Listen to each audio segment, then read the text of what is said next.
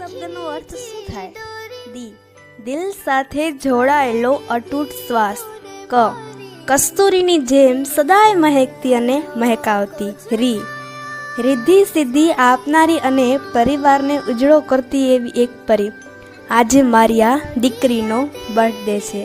અરે દીકરી તો સ્નેહનું સરોવર હોય છે સાહેબ. ભાગ્યશાળી હોય છે ઘર જે ઘરમાં નાનકડી પરી પાપા પગલી પાડે છે.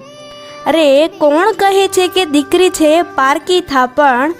કોણ કહે છે કે દીકરી છે પારકી થાપણ? એ તો સમગ્ર પરિવારનું ઢાંકણ પ્રભુ દીકરીઓને આપે છે. એવું ડાપણ માટે તો એમની વિદાય ભીંજાય છે પાપણ. દીકરી એટલે ઈશ્વરના આશીર્વાદ નહીં.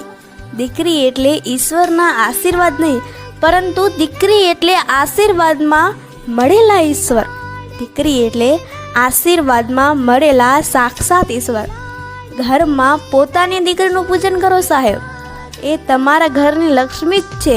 જેના ઘરે લક્ષ્મી સ્વરૂપમાં દીકરી છે એને તો રોજ ધનતેરસ છે સાહેબ. રોજ ધનતેરસ છે સાહેબ. રોજ ધનતેરસ છે સાહેબ. આજે મારી દીકરીનો બર્થડે છે.